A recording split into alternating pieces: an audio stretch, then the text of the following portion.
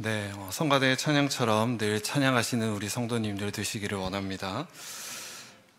새가족 등록 교육을 받으신 분들이 있는데 혹시 2부에 오신 분들이 있으시면 잠시 자리에서 일어나겠습니다. 네, 2부에 오시지 않았네요. 네, 예배를 위해서 잠시 기도하고 말씀 시작하겠습니다. 사랑의 하나님 아버지, 우리를 사랑하시고 지켜주시고 불러주시니 감사합니다. 하나님, 오늘 예배 가운데 우리에게 말씀하여 주시고 우리가 듣고 깨닫고 또 살아갈 수 있는 힘을 부어 주옵소서.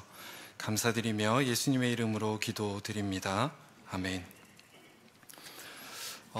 오늘은 그 향에 대한 이야기로 말씀을 시작하려고 합니다. 혹시 성도님들은 향수를 좋아하시나요? 안 좋아하시는 분들도 있네요. 제가 그 예배를 마치고 밖에서 이제 인사를 하죠. 예배마다 인사를 하는데 하다 보면 다양한 향들이 많이 나는 것 같습니다. 제가 아무래도 좀 관심이 있게 맡다 보니까 좀 더 많이 느껴지는 걸 수도 있는데 좀 플로럴한 그런 꽃향을 좋아하시는 분들도 있는 것 같고 나무 향기, 우디한 향기도 나고 남자 스킨 냄새도 나고요. 또 가끔 지나가면 그냥 아무 냄새가 나지 않는 분들도 있습니다. 이렇게 다양한 분들이 다양한 향을 사용하시는데 제가 향에 관심이 있어서 좀 찾아보다 보니까 이 향수라는 게 향에 관한 것들이 생각보다 최근이 아니라 고대부터 사용되었다는 것을 보았습니다. 그 향수를 우리 영어로 하면 뭐라고 하죠? 틀릴까봐 아무도 대답을 하시지 않는 것 같은데요. 퍼퓸이라고 많이 부르죠. 프레그런스도 있고 다양하게 사용을 할 수 있겠지만 퍼퓸이라는 단어를 많이 사용합니다. 이 단어가 라틴어에서 왔는데요. 이런 뜻을 가지고 있다고 해요. 연기를 통해서 뭘 할까요? 뭔가 훈연을 하는 건 아니고 제사적인 목적으로 사용했다고 해요. 그래서 신과 사람 사이에 어떤 교감, 연결을 시켜주는 게 이 향이었다라고 합니다. 그래서 종교를 보면 이 향들을 다양하게 제사에 사용했는데요. 고대 이집트를 보면 종교적인 목적으로 꽃, 나무 이런 데서 오일을 추출한 것을 사용했다고 합니다. 근데 우리 성경을 보아도 구약을 보아도 이 향으로 제사를 드리는 경우가 등장을 하는데 출애굽기나 레위기를 보면 번제, 소제 이런 것들이 등장합니다. 그런데 이걸 드림으로 인해서 어떻게 된다고 하냐면 여호와 앞에서 향기로운 제물이 된다라고 성경은 이야기하고 있습니다. 즉 동물, 곡식을 태워서 향을 하나님께 올려드리는 거죠. 이것 외에도 진짜 향수의 개념처럼 사용하던 것이 있었는데 이 관유라고 해서 그 분향단에서 태워드리는 향이 있었습니다. 그래서 출애굽기 30장을 나중에 보시면 이 관유를 어떻게 만들어야 하는지에 대해 설명하고 있습니다. 그러니까 이런 향기를 통해서 하나님께 드림이 되는 거죠. 오늘도 향수를 뿌리고 오신 분들이 있을 텐데 여호와 앞에서 향기로운 제물이 되시기를 원합니다. 그렇다면 이 향이라는 게 종교적인 목적으로만 사용되었을까요? 그렇지는 않습니다. 제사와 더불어서 또 한 가지 중요한 목적이 있었는데 바로 미용입니다. 그죠? 우리 제사를 위해서 향을 뿌리진 않죠. 미용 목적으로 많이 뿌리는데요. 향수를 맡으면 어떻죠? 당연히 싫어하는 향을 맡으면 머리가 지끈거리고 아플 수도 있지만 대부분 기본적으로 향을 맡으면 조금 향긋하면서 기분이 좋아집니다. 그래서 이 향기를 덧입기 위해서 이 향수를 사용합니다. 고대, 중세를 넘어서 그 18세기경 유럽을 보아도 이런 위생관념이 많이 발달하지가 않았다고 해요. 그래서 몸에 나는 냄새를 가리기 위해서 이 향을 많이 사용했다고 합니다. 이 외에도 많은 것들이 등장하는데 신약을 보면 예수님 발에 나드를 부은 여인의 이야기가 등장하고요. 예수님의 탄생 때 뭘 드렸죠? 유향과 모략을 드리는 것. 그리고 예수님의 시신을 처리하기 위해서 니고데모가 모략과 침량을 들고 오는 내용 등이 모두 이 향품에 관련된 내용입니다. 그러니까 종교적인 목적, 또 미용의 목적 이외에도 다른 여러 가지의 목적으로 사용되었다는 것을 알 수 있습니다. 이 향에 대한 일화를 하나 이야기하면서 말씀으로 들어가려고 하는데요. 그 향수의 지속 시간을 나타내는 용어들이 있습니다. 가서 한번 사보신 분들은 대부분 알 텐데, 퍼퓸, 오드 퍼퓸, 오드 뚜알렛, 오드 코롱 이런 단계들이 있어요. 나중에 한번 사보시면 이런 단계별로 얼마나 진하고 오래 가는지가 결정이 됩니다. 그런데 여기에서 제일 약한 게 오드 코롱이라는 단계인데, 이게 나폴레옹이랑 연관이 있습니다. 나폴레옹이 정복전쟁을 굉장히 활발하게 벌였죠. 그가 전쟁을 하며 정복한 지역 중에는 독일의 이 쾰른이라고 하는 지역이 있었다고 합니다. 그래서 이 쾰른이 코롱이라는 단어가 됩니다. 마케팅을 위해서 이걸 만들어냈는데, 왜 이 지역에서 이런 마케팅을 했냐? 나폴레옹이 한 달에 한 60병 정도의 향수를 사서 썼다고 해요. 옛날에는 이제 아까 말씀드렸듯이 유럽에서도 위생관념이 부족하다 보니 사람들이 잘 씻지를 않았습니다. 그러니까 돈이 조금 있는 사람들은 향수를 구매해서 적셔가지고 몸을 닦아냈다고 해요. 그래서 지금도 그 쾰른 지역에 가면 그 번지수를 따서 4711이라고 하는 이 나폴레옹의 향수를 판매하고 있는데요. 이 나폴레옹은 왜 이렇게 샤워를 하듯이 자신의 몸에 많은 향수를 들이부었을까요? 추측을 해보자면 아마도 그가 기억될 때 막 안 씻어서 냄새 나는 사람이 아니라 어떤 사람으로, 뭔가 향긋하고 향기로운 사람으로 기억되고 싶었지 않을까 추측해 봅니다. 오늘 우리가 읽은 이 본문의 말씀은 사도 바울이 고린도 교회에 보내는 편지입니다. 바울이 어떤 상황 가운데서 오늘의 편지를 쓰고 있을까요? 우리 서신서를 읽다 보면 배경이나 이런 것들을 모르고 왜 써졌는지를 모르면 이게 무슨 내용인지 조금 의아할 때가 있습니다. 그래서 조금 배경을 보고 넘어가도록 하겠습니다. 고린도 교회는 사도행전 18장에 나오듯이 바울이 2차 전도 여행 때 개척한 교회입니다. 이 고린도 지역으로 넘어가게 된 것부터가 아주 우리가 잘 아는 내용인데, 원래 바울은 아시아, 무시아 지역으로 가려고 합니다. 그런데 하나님께서 막으시죠. 그리고 꿈에 한 마게도냐인이 나와서 이리 와서 우리를 도우라 라고 해서 방향을 틀어서 마케도냐, 이 빌립보가 있는 지역으로 넘어갑니다. 그리고 그 밑으로 내려온 게 이 아가야 지방의 고린도 지역입니다. 이 바울은 여기에서 동역자인 브리스길라, 아굴라 같은 사람도 만나게 되고요. 이곳에서 무려 1년 6개월이라는 시간을 머물면서 말씀을 가르칩니다. 그런데 이 선교지로 치자고 하면 이 고린도 지역이 조금 난이도가 있는 그런 지역이었습니다. 왜냐하면 이 고린도는 항구 도시였고요, 또 상업이 발달한 도시였습니다. 그러니까 당연히 돈이 많이 돌아다니고요, 돈과 함께 사람들이 많이 모여드는 지역이었죠. 사람들이 많이 들어오다 보니까 그만큼 많은 또 우상들이 넘쳐났던 지역이기도 하고요, 또 돈이 많이 돌아서 그런지 좀 성적으로 타락한 지역이 이 고린도라는 동네였습니다. 이 고린도 지역에 편지를 하게 되는 것은 2차 전도 여행 때 이제 개척을 한 후 3차 전도 여행 때인데요. 에베소에 머물 때 이 고린도 교회의 소식을 듣게 됩니다. 그리고 처음 쓴 게 고린도 전서, 그리고 나중에 마게도냐 지방으로 이동해서 쓴 게 이 고린도 후서로 봅니다. 그렇다면 바울은 이 고린도 교회에 대한 어떤 소식을 들었고 왜 편지를 보냈을까요? 우리는 주로 편지를 왜 쓰죠? 안부를 묻기 위해서 쓰기도 하고, 인사를 하기 위해 쓰기도 하고, 아마 엄청 큰 목적을 가지고 쓰는 경우는 많이 없는 것 같습니다. 기념일 때도 쓰고요, 그죠? 그런데 성경에 기록된 서신서는 대부분 이런 안부를 물어보는 내용으로만 이루어지지는 않습니다. 뭔가 편지를 꼭 써야만 하는 상황이 된 거죠.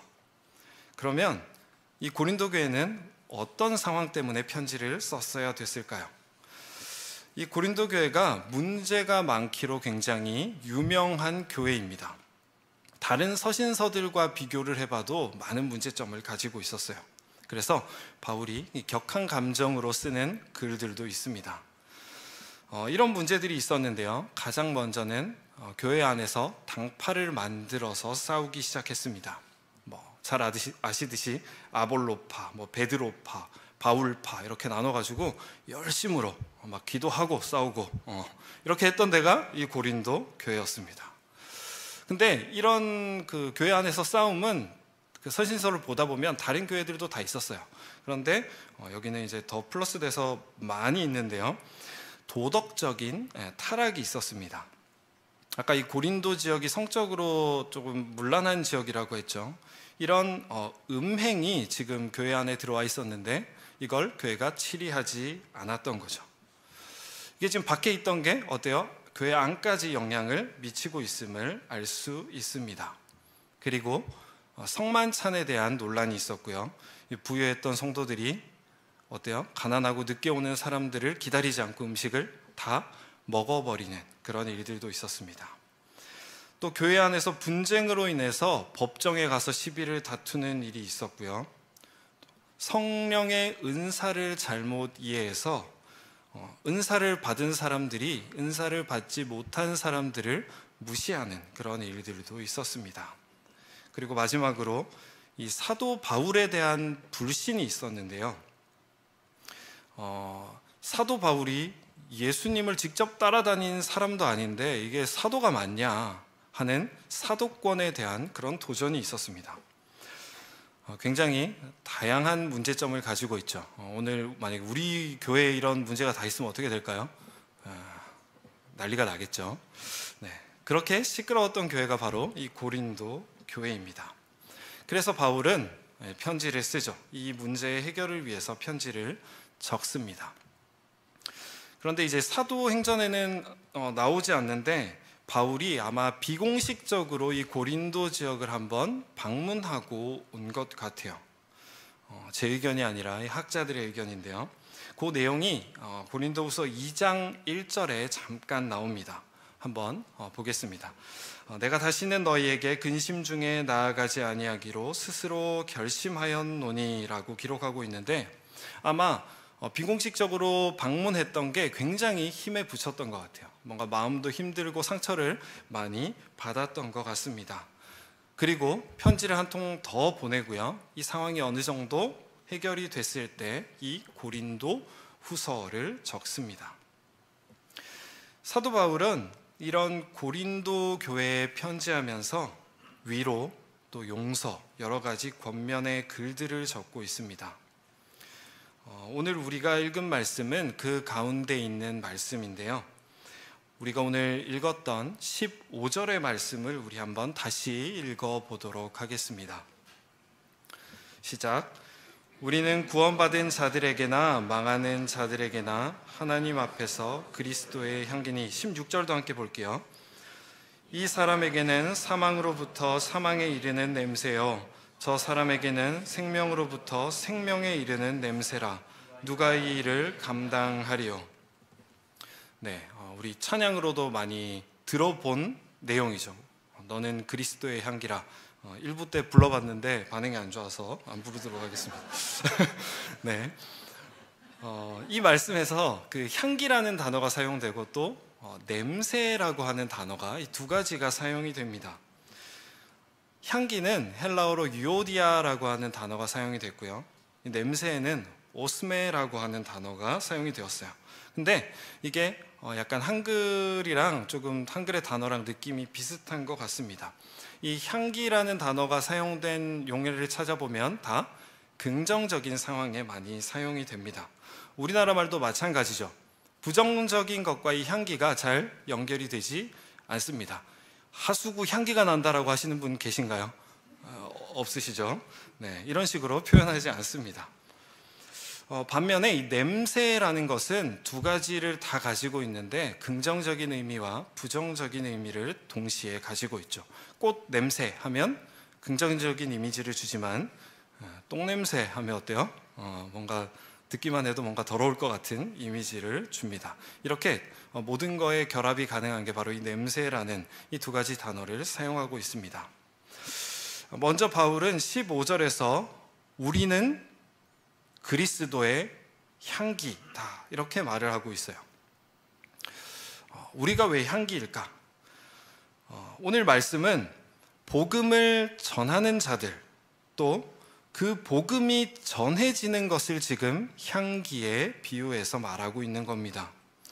그러니까 복음을 전한다라는 것은 향기를 전한다라고도 말할 수 있는 거죠. 그런데 이 향기가 전해지고 나서 이 다른 반응, 사람마다 다른 반응을 야기하는데요. 어떤 사람에게는 이게 사망의 냄새가 되고 어떤 사람에게는 생명의 냄새가 된다고 해요. 이 내용은 이런 뜻을 나타냅니다. 예수 그리스도를 거부하는 자들, 믿지 않는 자들에게는 이 복음이 사망의 냄새일 수도 있고 그 복음을 믿는 자들에게는 구원으로 이끄는 냄새라는 거죠. 즉 우리가 복음이라는 향기를 전할 때 믿는 자들과 거부하는 자들은 이것을 좋은 냄새로 혹은 나쁜 냄새로 맡을 수 있다는 겁니다. 그리고 16절 마지막 부분에 바울은 이렇게 이야기합니다. 누가 이 일을 감당하리요?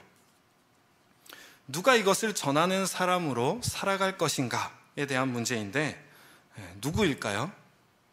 네, 여기 앉아 계신 성도님들이죠. 우리를 향한 우리를 초대하는 말씀이라는 것을 알 수 있습니다. 그런데 여러분, 이 말씀 가운데서 이 사람들이 복음을 받아들이는가, 받아들이지 않는가 하는 것보다 더 중요한 것이 있습니다. 그게 뭐냐면 바로 우리가 사람들 앞에서 그리스도의 향기가 맞는가 하는 것입니다. 우리가 살아가면서 어떤 냄새를 지금 바라면서 살아가고 있는가 하는 거죠. 그러니까 그들이 받아들이는가 보다 선행돼야 하는 것이 우리가 향기를 제대로 전하고 있는가에 대한 문제라는 것입니다. 그렇다면 향기가 나는 삶은 어떤 삶일까요? 여러 가지가 있겠죠. 그런데 오늘 바울은 스스로 이런 모습을 보여주고 있습니다. 바로 처음으로는 용서하는 사람의 모습입니다. 고린도후서 2장 5절에서 11절 오늘 읽었던 이 앞부분의 말씀을 보면 이런 내용이 나옵니다. 자신을 근심하게 한 자를 용서하라.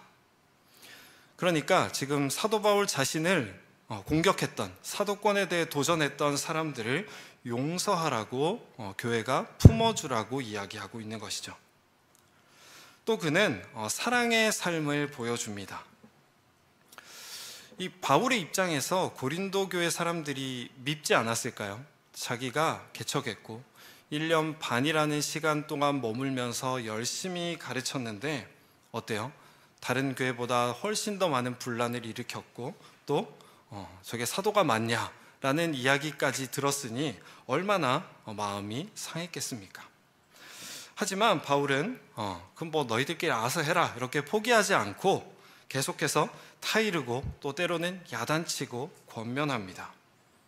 왜냐하면 그들을 사랑하는 마음이 있었기 때문이죠. 포기하지 않고 다시 바르게 교육하기 위함이었습니다. 이 사도 바울은 어떻게 해야 향기로운 사람이 되는지 잘 알고 있었던 것 같아요. 또 그는 고린도후서 2장 11절에서 이렇게 이야기합니다. 함께 보겠습니다. 이는 우리로 사탄에게 속지 않게 하려 함이라. 우리는 그 계책을 알지 못하는 바가 아니로라.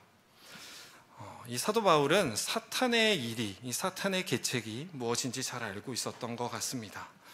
사탄이 좋아하는 삶은 어떤 걸까요?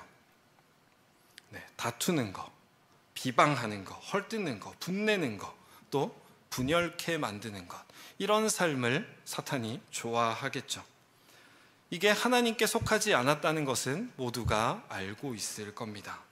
향기가 아니라 악취를 내는 삶인 거죠. 그렇다면 이와 반대되는 것은 어떤 모습일까요? 네, 겸손히 행하는 것, 타인을 위해 희생하는 것, 정의를 실천하는 것, 다른 사람들을 화목하게 만드는 것, 이런 삶의 모습들이 떠오를 겁니다. 그런데 이 모든 것을 다시 한번 줄여보자면 이렇게 표현할 수 있을 것 같아요. 예수 그리스도를 닮은 삶의 모습이라고 말입니다. 결국 우리에게는 두 가지의 삶의 모습이 주어진 거죠. 사탄이 좋아하는 삶, 악한 냄새를 바라는 삶인지, 아니면 예수 그리스도를 따라 향기를 풍기는 삶을 살 것인지 말입니다. 우리는 어떤 향을 남기며 살아야 할까요? 당연히 좋은 향을 남겨야 되겠죠. 저는 성경을 보면서 이런 향기를 가장 삶 가운데 잘 전하는 사람이라고 하면 늘 이 사람이 떠오릅니다. 바로 다니엘인데요. 어느 부분에서 많이 느껴졌냐면 이제 다니엘이 총리에 오르는 장면이 있죠. 총리에 오르고 나서 이 정적들이 굉장히 많았어요. 그래서 이 다니엘을 쳐내고 싶은데 도무지 뭔가 잘못하는 게 없는 거예요. 그래서 금령을 만들죠. 왕 외에 다른 신에게 뭔가를 구하면, 그러니까 즉 기도하면 우리 사자굴에 넣는 법안을 만듭시다 해서 왕이 아무 생각 없이 만들었어요. 그런데 다니엘이 이 법에 굴하지 않고 평소처럼 기도를 하다가 결국에는 사자굴에 들어가게 되죠. 근데 이 사자굴에 들어갈 때 다니엘의 모습이 아니라 저는 이 다리오 왕의 모습을 보고 굉장히 감격을 받았는데요. 이 왕이 다니엘을 구하기 위해서 굉장히 노력합니다. 근데 막 근심하고 하다가 방법이 없어서 결국은 사자굴에 넣게 돼요. 사자굴에 들어가는 다니엘에게 이 다리오 왕이 이렇게 이야기를 합니다. 내가 항상 섬기는 너의 하나님이 너를 구원하시리라. 이 말을 하고 왕이 잠을 못 자요. 잠을 못 자고 아침이 밝아오자마자 사자굴로 뛰어가서 하나님이 너를 구원하셨느냐 이렇게 질문을 하죠. 여러분, 이 다리오 왕이 유대인이었나요? 아니죠.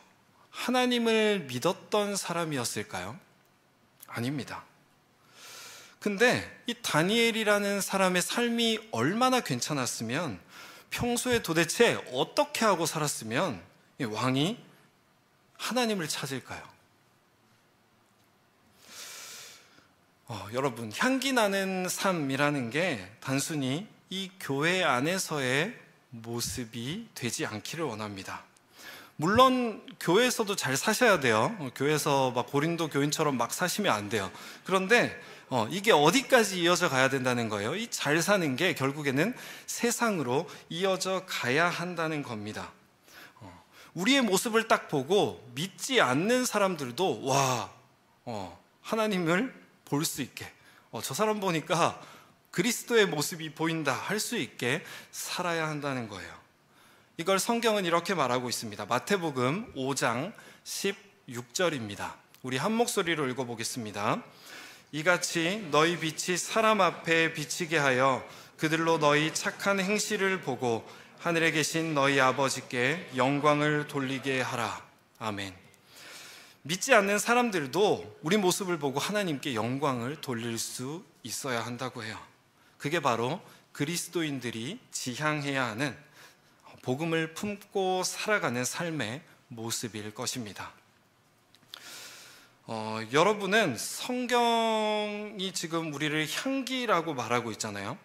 복음을 전하는 우리를 전해지는 복음을 향기라고 표현하고 있어요.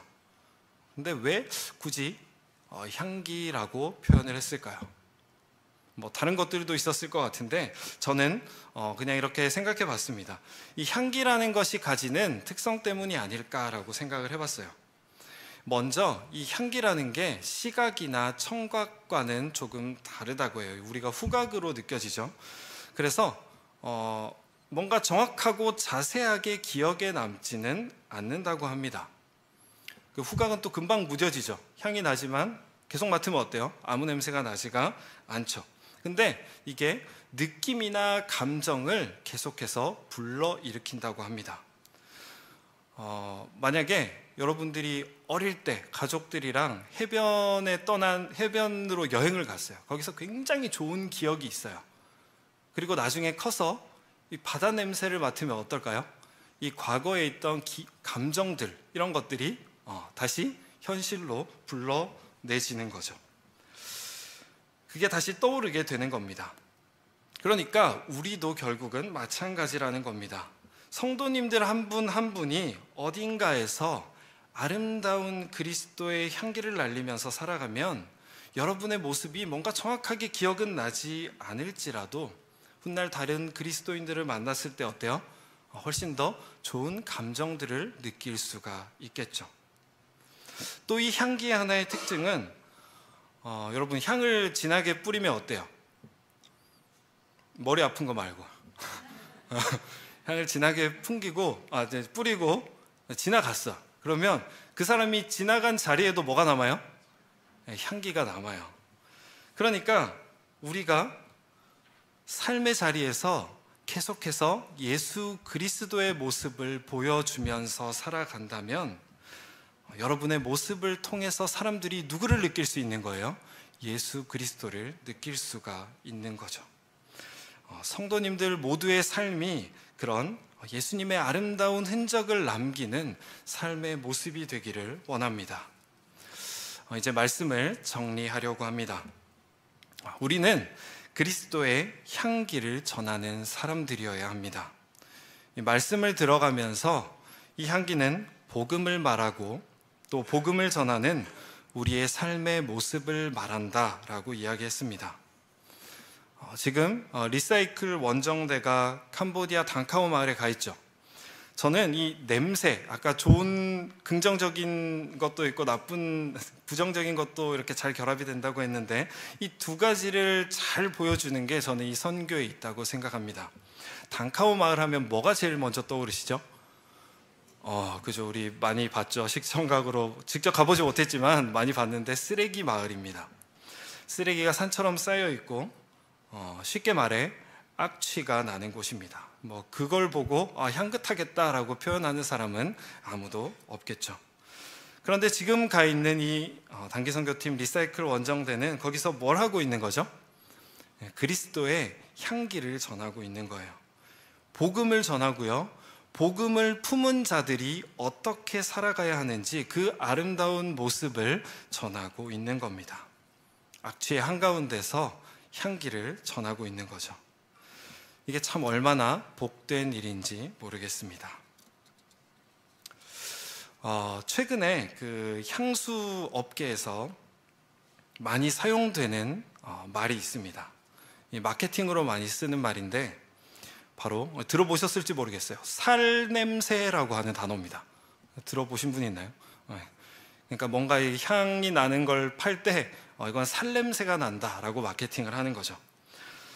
한번 맡아보시겠어요? 맡으면 무슨 냄새가 나죠? 네, 향수 뿌리셨으면 향수 냄새가 날 수도 있고 잘 씻고 오셨으면 별 냄새가 안 날 수 있습니다. 그런데 살이 별 냄새가 안 나는 것 같은데 왜 이런 이야기를 하냐? 이게 무슨 뜻이냐면 이 살에서 나는 것처럼 자연스러운 향이라는 거죠. 그러니까 뭔가 인위적으로 뿌리고 덧입은 게 아니라 자연스럽고 또 포근한 향이 난다는 것을 강조하기 위해서 이 말을 사용합니다. 오늘 저는 여러분에게 이렇게 말하고 싶습니다. 여러분이 이 살냄새 같은 삶의 냄새, 삶 냄새가 나기를 소망합니다. 어떻게 하면 이런 냄새가 나게 살 수 있을까요? 우리가 갑자기 뭔가를 한다고 저 사람 삶에서 갑자기 예수 그리스도의 모습이 보인다 이렇게 되기가 사실은 쉽지 않겠죠. 갑자기 그렇게 나지 않아요. 근데 자연스럽다고 했잖아요. 자연스럽다는 것은 다른 말로 해보자면 숙달되어 있다라고도 표현할 수 있을 것 같아요. 그러니까 우리가 평소부터 그리스도로 덧입고 복음 앞에서 우리가 먼저 변화된 삶을 살아야 한다는 거죠. 정말 작은 일상의 삶의 모습부터 작은 향기가 시작되어야 세상 가운데서도, 또 일터 가운데서도, 또 우리의 가정 가운데서도 자연스럽게 예수 그리스도의 향기가 바래지지 않을까 생각해 봅니다. 우리의 삶 가운데 이렇게 일부러 꾸미지 않아도 따뜻하고 포근한 그런 향기가 바래지기를 소망합니다. 그리고 그 향기가 예수 그리스도를 닮은 향이기를 원합니다. 성도님들의 삶이 하나님 앞에서 향기로운 제물이 되기를, 또 세상 사람들이 보기에도 아름다운 향기이기를 간절히 원합니다. 기도하겠습니다. 사랑의 하나님 아버지, 오늘도 우리를 말씀 앞으로 불러주시니 감사합니다. 주님께서 우리에게 참된 삶을 보여주시고 어떻게 세상 가운데 향기 나는 삶을 살아야 할지를 알려주셨는데, 우리가 그 향기를 바라는 삶을 살고 있는지 돌아봅니다.